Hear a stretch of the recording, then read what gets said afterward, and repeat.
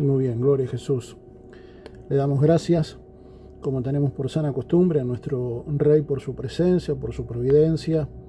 Le damos gracias al Espíritu Santo por seguir estableciendo reino en nosotros, por esa dinámica divina que mantenemos todos los días, esa dinámica que confluye en hechos concretos, y eso tiene que ver con la de seguir estableciendo en nosotros y haciendo de nosotros una efectiva embajada de reino, alguien que tenga la representatividad legal necesaria como para poder funcionar en medio de un territorio que no es necesariamente el propio. Definitivamente estamos en un mundo que nos es ajeno, que nos es adverso, un mundo que decidió ser seducido y fue inducido al error, lo cual no le quita responsabilidad, y por tanto este sistema fue afectado por el error, por la iniquidad, y a partir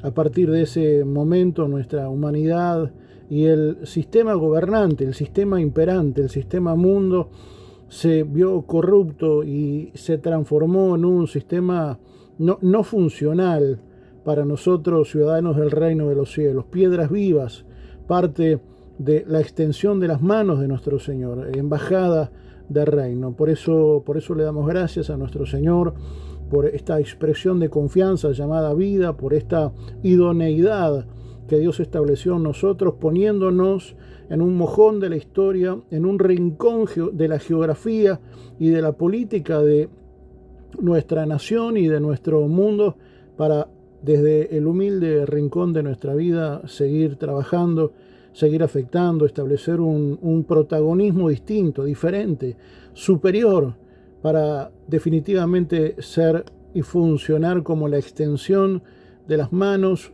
de nuestro Rey y ser funcionales a los propósitos del Eterno. Hoy quiero compartir contigo un devocional que tiene un estrecho vínculo con el carácter. Estamos delante de escenarios que para muchos de nosotros representan una suerte de pendiente espiritual.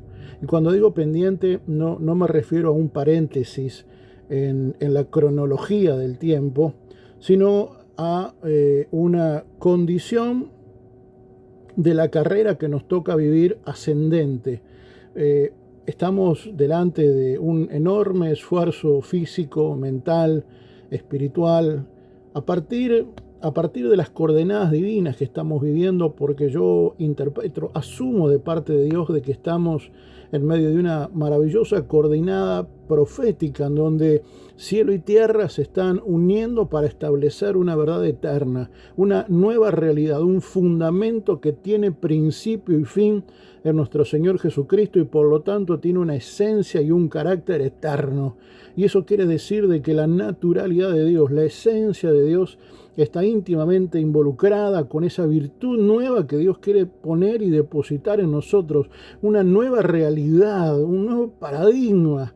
Dios quiere establecer en nosotros para poder, desde esa posición espiritual, establecer un nivel de gobernanza, ejercer un nivel de autoridad distinto, con mayor musculatura, con mayor influencia, con un mayor protagonismo. Para eso es importante entender que la resiliencia, yo claramente no estoy haciendo una apología del dolor, ni mucho menos, pero sí tengo que ser claro y contundente en el hecho de entender de que el dolor no puede ser jamás una piedra de tropiezo, de que el dolor no puede ser algo que uno sistemáticamente intente evitar como si eso fuera una virtud en sí misma, cuando muchas veces es el dolor el escenario propicio, es el gimnasio de turno para poder establecer la musculatura necesaria. Hay escenarios en la vida que ciertamente no son pendientes, no son mojones duros, complejos, que requieren un estado emocional, un estado anímico, pero fundamentalmente un posicionamiento espiritual que va a requerir de nosotros el máximo esfuerzo, porque el trecho que seguramente nos ha tocado vivir ha sido difícil de escalar, ha sido difícil de correr.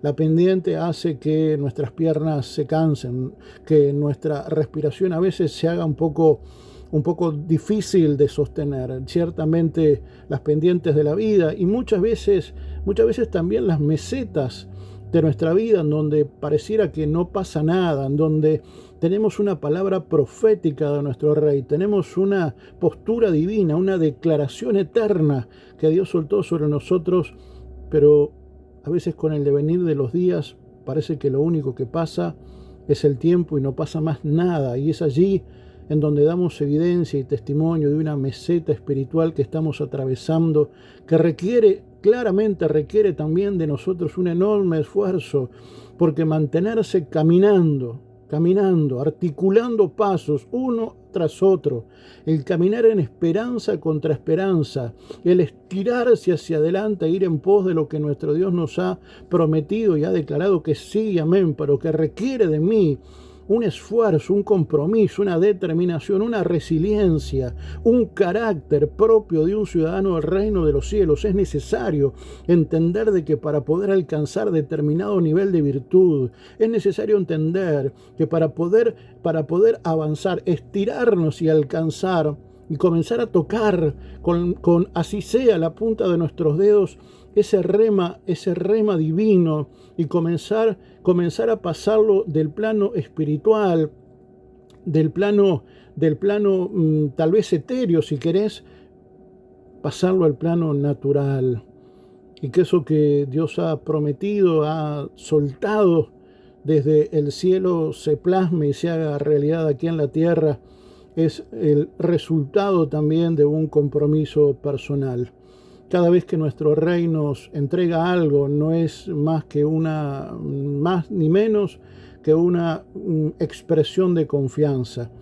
Pero como Padre responsable que tenemos, nuestro Dios, cada vez que nos delega algo, como Dios responsable, como Padre responsable que es, antes de poder entregarnos esa virtud, esa máxima, Dios tiene que trabajar en nosotros para capacitarnos, para instruirnos en todos los ámbitos, en el ámbito físico, en el ámbito espiritual, en el ámbito moral, en el plano espiritual. Él necesita establecer una estructura sólida, una base sólida, para que cuando el advenimiento de esa bendición, para cuando cielo y tierra se junten y se hagan efectivas en mi vida no termine siendo contraproducente, mi vida no termine siendo una piedra de tropiezo, para que la bendición de Dios comience a permear a todas las áreas de mi vida, y esa bendición comience a extenderse, a ramificarse, a estirar sus brazos y a tomar control y dimensión de todos los aspectos y de todos los estratos de mi vida. Dios quiere que la bendición del Rey, que la bendición del cielo, no solamente llegue a un ámbito de tu vida, sino que se pueda extender, se pueda ramificar, pueda hacerse plena en todos los aspectos de tu vida. Y para eso tiene que haber una conciencia de que esa bendición, si uno no tiene la virtud y las herramientas necesarias, puede llegar a ser muchas veces contraproducente. Porque ¿cuántos podrán dar testimonio de que un momento doloroso puede llegar a dar evidencia de una incongruencia espiritual? Y de la misma manera, un momento que puede llegar a ser catalogado como un premio, como una recompensa, como una virtud, como un galardón, muy lejos de ser bien aprovechado, muchas veces lo que terminamos dando evidencia es de una falta de carácter, de una personalidad manejada, por lo pronto influenciada por el doble ánimo, porque tal vez esa virtud que nos fue entregada, muy lejos de mantenernos en una equidad, en una condición de humildad, bueno, por allí el ego se nos dispara, por allí comenzamos a creer de una manera errónea, claramente errónea, equivocada y contraproducente. Comenzamos a pensar que, bueno, somos la última Coca-Cola del desierto. Es un grave error. y nuestra vida comienza a dar evidencia de las grietas con las que aún convive. Por eso es necesario que frente a cualquier escenario, frente a cualquier paradigma, frente a cualquier misión divina que Dios nos ponga delante, es necesario poder tener un carácter acorde. Y si hay algo que entiendo y asumo y quiero compartirte en este día como Iglesia de Jesucristo, de cara a este tiempo profético, delante de este tiempo que entiendo que está estableciendo coordenadas divinas para poder parir algo nuevo, distinto, diferente, superior de parte de nuestro Rey, las pendientes, a veces las mesetas, comienzan a ser una suerte de escenario recurrente de nuestras vidas.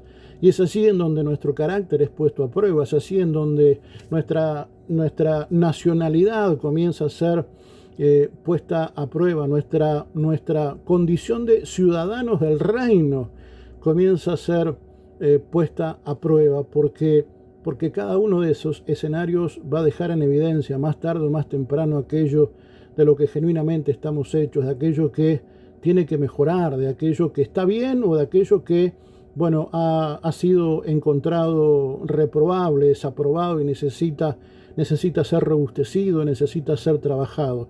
Yo entiendo que hoy más que nunca seguramente tenemos que incorporar una virtud que nos va a acompañar a lo largo de toda nuestra existencia hasta que el Padre nos llame, y está íntimamente ligado con una condición absolutamente visceral, con una condición intrínseca a nuestra ciudadanía. Tiene que ver con la resiliencia, tiene que ver con la perseverancia, tiene que ver con el poder, tiene que ver con la autoridad, tiene que ver con un nivel de convicción que va más allá de una mera realidad o de un evento pasajero, sino que debe de ser una forma de vivir. Definitivamente el funcionar como un martillo que rompe la roca, estableciendo y entendiendo que esa imagen retórica de alguna manera nos obliga, nos invita a poder visualizar cada una de esas problemáticas que de uno resolverlo de manera eficiente nos va a catapultar a poder abrazar una virtud mayor. Es necesario poder asimilar de una vez que para poder alcanzar esa mayor virtud muchas veces es necesario ejercer una medida de autoridad que se expresa a partir de la perseverancia, de ese golpear, de ese insistir, de ese mantenerse golpeando la dureza del tiempo presente, la dureza de la circunstancia que a lo mejor hoy está haciendo su mayor esfuerzo porque tiremos la toalla, porque renunciemos a bogar mar adentro, porque dejemos de seguir soñando, por dejar de seguir creyendo. Hay durezas en nuestra vida que necesitan ser extirpados. Son cálculos espirituales no necesariamente alojados en la vesícula, sino en el alma, en el corazón, en esas habitaciones del alma. Nuestra alma es la evidencia de una fragmentación que no deja dudas de que nuestra alma es una suerte de cuadrícula en donde allí se transforma en una suerte de asiento de las emociones, de asiento de la psiquis. El alma se fragmenta y comienza a ir absorbiendo cada uno de los aspectos de nuestra vida, y es necesario que cada una de esas habitaciones de nuestro ser sean visitados por el Espíritu Santo, para que de esa manera las concupiscencias, los errores, las debilidades con las que hemos venido conviviendo seguramente desde hace mucho tiempo, bueno, ese nivel de tinieblas comienza a ser disipado para que una nueva evidencia de luz, para que la luz del Eterno resplandezca en esa habitación de mi alma, esa habitación de mi ser comience a ser pasada por las aguas del Espíritu, que pueda dar evidencia y testimonio de un bautismo en el Espíritu, para de esa manera poder ir entendiendo de que ciertamente es cada vez más Él y cada vez menos yo. Esto claramente no quita ni evade la responsabilidad individual de tomar la decisión de subirme al cuadrilátero de turno y ejercer el dominio necesario para que en la pelea de turno estemos a la altura del gigante que nos salga al frente. La resiliencia, vuelvo a insistir, es una capacidad que tenemos que trabajar, esa virtud que es intrínseca a nuestra condición de ciudadanos del cielo, es vital para tomar posesión, para hacer realidad esa virtud que Dios ya ha determinado en el cielo y está a la espera simplemente de que nosotros tengamos el carácter, las convicciones, que la habitación de nuestra vida esté lo suficientemente ordenada, limpia, para poder recibir esa mayor virtud y que lejos de ser contraproducente termine siendo plenamente un bien, no solamente para nosotros, sino para los nuestros. Porque déjame decirte que buena parte de la resistencia y de la opresión que hoy estás viviendo no es solamente porque vos vas a alcanzar una virtud mayor, sino porque el enemigo sabe que si vos, ciudadano del cielo, bien entendido, entiende a cabalidad de que esa responsabilidad no solamente va a afectar tu vida, sino que como miembro o piedra viva de la idoneidad de Dios en la tierra, que es la iglesia de Jesucristo, como parte funcional de ese cuerpo, esa virtud de la cual Dios te capacitó, ese bien del cual Dios te instruyó, lo vas a bien usar, lo vas a aplicar para bendecir a los tuyos, para ungir a tus hermanos, para bendecir a tu pueblo, porque ciertamente hay en nosotros una condición, una capacidad, una visión de reino. Toda condición de aldea necesita ser quebrada, quebrantada, necesita ser extirpada de nuestra vida. Esa suerte de cálculo espiritual necesita ser removido para que la vida de Dios nos alcance, para que nuestros egoísmos sean remitidos a una cárcel espiritual, para que nuestra soberbia sea mutilada y para que podamos entender que parte práctica de la humildad que Dios espera de nosotros está en el entender de que las virtudes que Dios me dio no son para regocijo ni regodeo propio, sino para beneficio propio y de la iglesia de Jesucristo. Mis hermanos y mis pares, yo quiero animarte a que puedas entender de la necesidad de caminar en esperanza contra esperanza. Y quiero que me acompañes para darle fundamento bíblico a esto que te estoy compartiendo, al segundo libro de Reyes, en un contexto muy particular, seguramente como todos, en la historia de un enorme profeta de Dios y en la historia de un rey, el rey de Israel de turno, y me refiero a Joás, ¿verdad?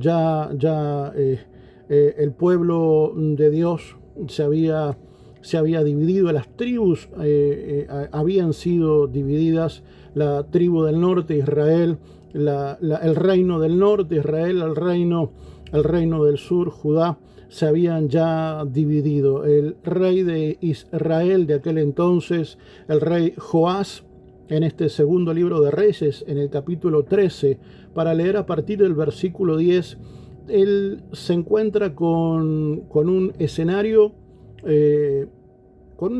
complejo, complicado.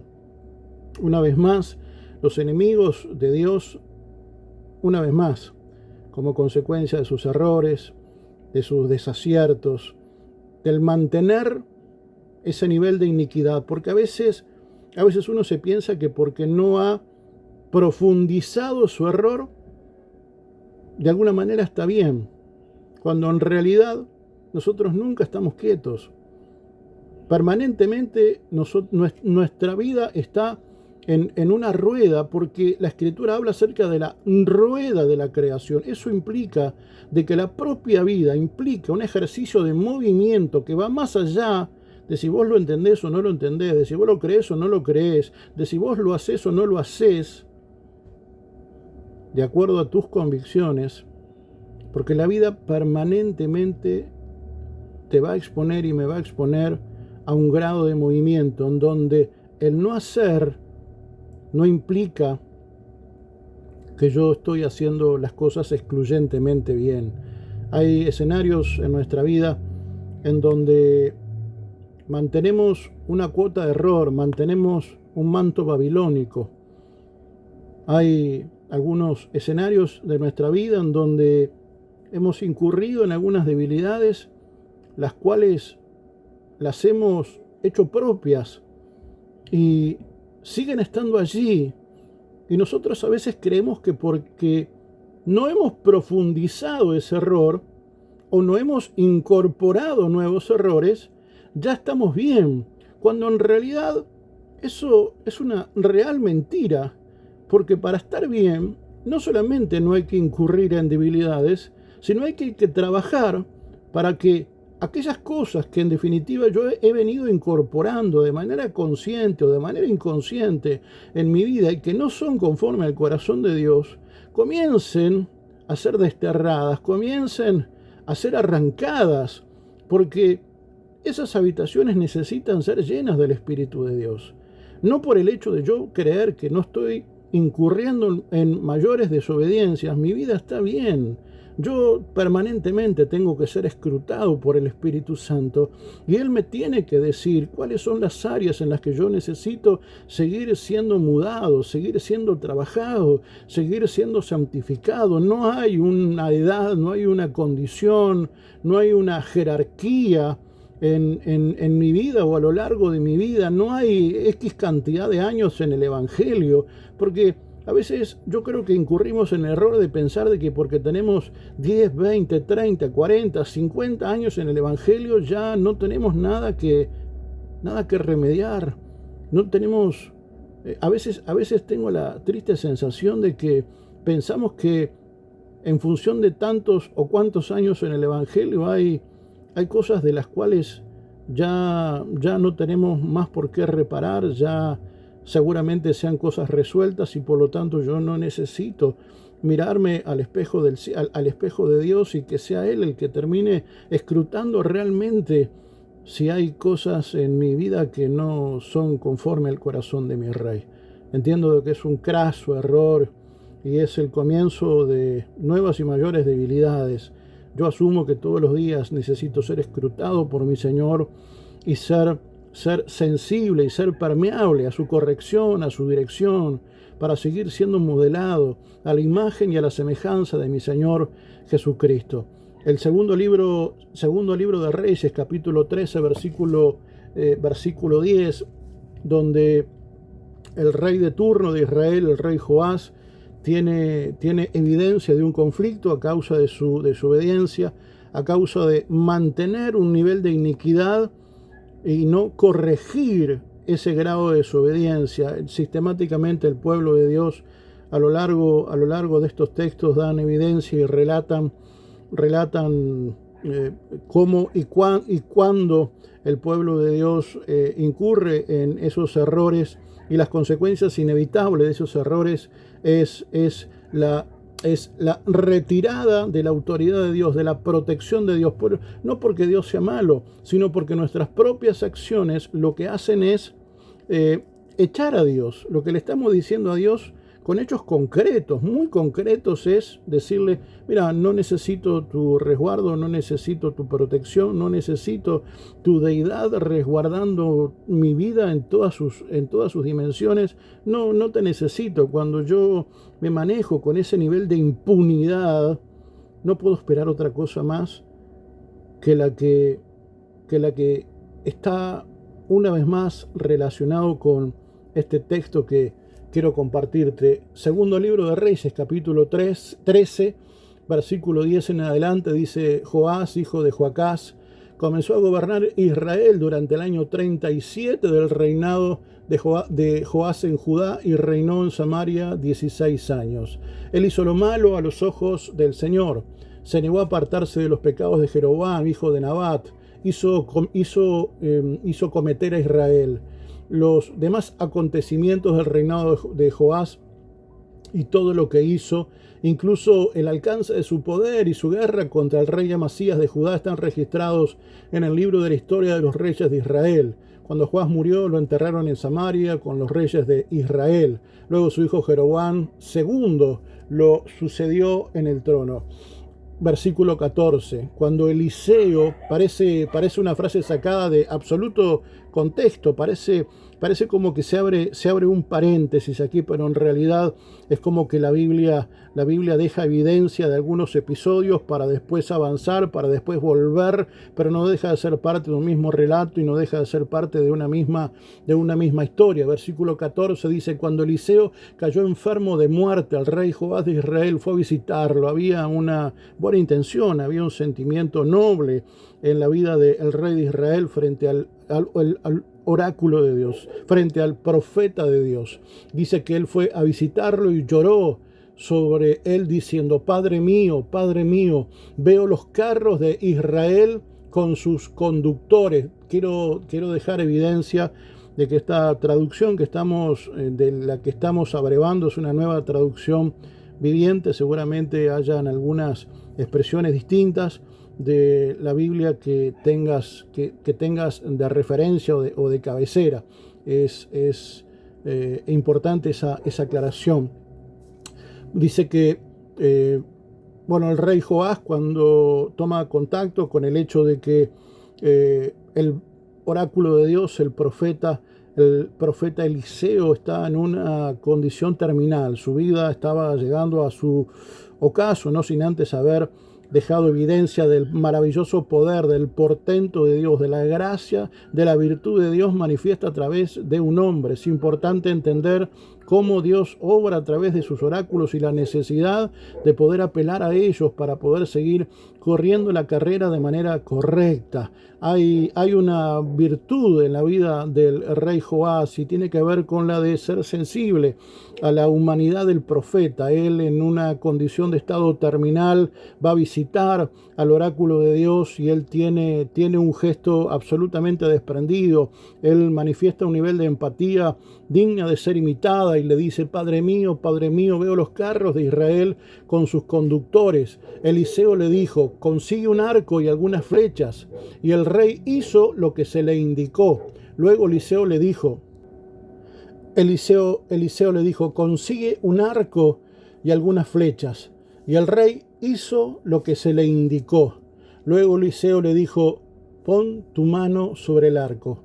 Eliseo puso sus dos manos sobre las manos del rey. Hubo un entronar de la unción profética, hubo un traspolar de la unción profética, hubo una bendición profética sobre el rey de Israel. Hay una unción especial en los hombres que se manejan con una unción profética. Hay una gracia y hay una virtud que Dios hace reposar. Forma parte de su instrucción, forma parte de su capacitación, forma parte de esa deidad divina que reposa sobre sus oráculos. Él pone las manos él manda a Joás tomar un arco, tomar una flecha, le hace tomar esos dos elementos y él pone sus manos sobre él en señal de bendición, en señal de transmisión, en señal de unción, de transferencia de unción. Y este es un tiempo en donde hay una unción profética que necesita ser transferida. Este es un tiempo en donde la transferencia profética es necesaria para poder aventurarse a nuevas oportunidades, para poder abrir ventanas que han estado cerradas, para poder establecer niveles de empoderamiento que vienen como consecuencia de un hombre que se ha sometido a la deidad de su Dios, que se ha dejado permear por su Señor, que ha sido sensible a la voz del Espíritu Santo, y eso le ha dado el aval de ser un oráculo de Dios en la tierra. Y es esa misma autoridad, es ese mismo protagonismo al que Dios llamó al profeta Eliseo, que en el ejercicio de su autoridad pone las manos sobre el rey, le transmite esta autoridad y le da la orden profética de accionar para que la virtud y el bien alcance al rey de Israel y en consecuencia a toda la ciudadanía. Luego Eliseo, versículo 16, dice: pon tu mano sobre el arco. Eliseo puso sus dos manos sobre las manos del rey. Versículo 17, luego le ordenó: abre la ventana que da el oriente. Él la abrió y Eliseo le dijo: dispara. Así que el rey disparó una flecha y Eliseo proclamó: esta es la flecha del Señor, una flecha de victoria sobre Aram, porque tú conquistarás por completo a los arameos en Afec. Y esa es la proclama profética que hacemos en esta hora. Esta es la proclama profética que hacemos en el nombre de Jesús. El cielo está soltando flechas, saetas de salvación, saetas de conquista, saetas de plenitud, saetas de oportunidades, porque el cielo ha abierto una puerta, una ventana que da al oriente para que puedas hacer uso y ejercicio de ese diseño profético para poder accesar a lo que Dios tiene para tu vida. El diseño profético para el rey Joás fue el de tomar un arco y una flecha. Yo no sé cuáles son las virtudes que Dios ha puesto en tu mano. Yo no sé cuáles han sido los diseños proféticos para tu vida. Seguramente haya un arco profético, una flecha profética. De la ventana no te preocupes, porque la ventana no la abre el hombre. La ventana la abre Dios. De lo que tú y yo nos tenemos que ocupar es de tomar las herramientas proféticas que Dios nos ha puesto a la mano. En el caso de David, cuando se enfrentó a Goliat, Dios le puso una herramienta profética. No fue un arco, no fue una flecha, fueron piedras y fue una onda. Siempre que Dios te enfrenta a un nuevo desafío, el que abre la ventana es Él, pero el que te da las herramientas para usarlas, si bien proviene de Dios, es tu responsabilidad y es la mía hacer uso y ejercicio de ese diseño para poder accesar a las oportunidades que Dios ha establecido, pero que, como muchas de las profecías y de las palabras proféticas, son condicionales a mi acción. El rey Joás toma el arco y toma la flecha y la lanza en medio de esa ventana que da al oriente. Es maravilloso, porque dicen los que saben que el trono de Jehová da al oriente. Dice que la salvación, dicen algunos eruditos, que viene del oriente. No es menor que la ventana que se haya abierto para el rey de turno, porque hay una unción regia, hay una unción real que Dios quiere hacer reposar sobre tu vida y sobre la mía. Hay un nivel de autoridad que necesita ser establecido de una mayor manera, porque hay en nuestra condición de reyes, de reinas, hay una violencia que de la cual estamos siendo objetos por parte de un gobierno opositor, y para eso necesitamos un diseño profético. Necesitamos las herramientas proféticas para poder accesar eso nuevo de parte de Dios. En el caso de Joás fue un arco y una flecha. Yo vuelvo a insistir, no sé cuál es en tu caso. Tal vez sea un lápiz y un papel. Tal vez sea una oración. Vaya Dios a saber cuál ha sido la herramienta que Dios te ha dado. Tal vez sea el filo de la lengua cuando es pasada por esa piedra divina que le termine dando filo a tu lengua para ser un oráculo de Dios, para ser una voz profética en medio de tu vida y en medio de la vida de tu pueblo. El profeta de Dios le dice: esta es la flecha del Señor, una flecha de victoria sobre Aram, porque tú conquistarás por completo a los arameos en Afec. Luego Eliseo dijo: ahora levanta las demás flechas y golpéalas contra el piso. Entonces el rey las tomó y golpeó el piso 3 veces. Pero el hombre de Dios se enojó con él y exclamó: tendrías que haber golpeado el piso 5 o 6 veces. Así habrías vencido a Aram, Siria, hasta destruirlo por completo. Ahora saldrás vencedor solamente 3 veces. Parte de la instrucción profética que Eliseo trajo sobre la vida del rey Joás fue golpear las demás flechas. Lo que él estaba diciendo en términos muy prácticos es: sigue golpeando, persevera, sé disciplinado, sé ordenado, sé aplicado, sigue golpeando. Aunque no veas todavía la realidad que quieres ver, sigue golpeando. No te dejes amedrentar por las circunstancias.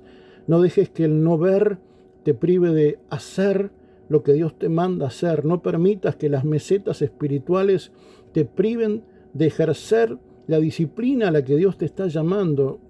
No dejes de golpear, porque el hecho de dejar de golpear va a provocar un interrumpir la bendición de Dios, y que lejos de tener una victoria total, lo que vas a tener van a ser solamente victorias parciales, circunstanciales, cuando Dios quiere darte una virtud mayor, plena y duradera. Hay mojones en nuestra vida en donde tenemos victorias que son de carácter parcial, y es porque no hemos desarrollado resiliencia, no hemos desarrollado una bien entendida violencia espiritual, no hemos establecido nuestra disciplina, nuestra cultura de reino, un ir en esperanza contra esperanza, el de funcionar como un martillo que rompe la roca. Lo que Eliseo le estaba diciendo al rey Joás es, en términos muy prácticos, se sigue golpeando, aunque las cosas no cambien todavía, sigue golpeando. Aunque no veas ninguna nube, aunque tal vez la nube que veas sea tan pequeña como el tamaño de la palma de una mano, sigue golpeando, sigue golpeando. Aunque el dolor todavía sigue estando presente, sigue golpeando. Aunque todavía no veas más allá, sigue golpeando, sigue creyendo, sigue soñando, síguelo haciendo, porque la bendición va a llegar. Pero la bendición que Dios tiene para tu vida no es una bendición parcial, es una bendición total. Depende de vos y depende de mí. Que Dios te entregue herramientas proféticas para poder ser una persona que tenga victorias totales y no parciales en todos los ámbitos de su vida. Dios quiere darte un nuevo nivel de plenitud. Dios quiere darte un nuevo nivel en todos los ámbitos, y que no sea pasajero, que sea real y que sea duradero. Porque esa es la condición de nuestro Dios. Dios quiere darte algo de carácter eterno, porque esa es su propia esencia. Dios no quiere que tengas algo parcial, Dios quiere que tengas algo total, porque Él es el todo en el corazón del hombre. Yo quiero bendecirte, amada iglesia. Quiero dejarte este texto referencial. Vuelvo a insistir, segundo libro de Reyes, leímos desde el versículo 10 hasta el versículo 19 inclusive. Si te hemos sido de bendición, si ha sido de beneficio para tu vida, te pido que nos respaldes, te pido que nos apoyes, te pido que te suscribas a nuestro canal y que de esa manera le des un viento nuevo, un viento distinto, diferente, superior. Te pido que te comprometas conmigo, te pido que me ayudes y seas parte de esta maravillosa comunidad llamada la Iglesia de Jesucristo. Amados, el Eterno les bendiga y el bien de Dios se haga pleno en el precioso nombre de Jesús. Shalom, shalom, iglesia.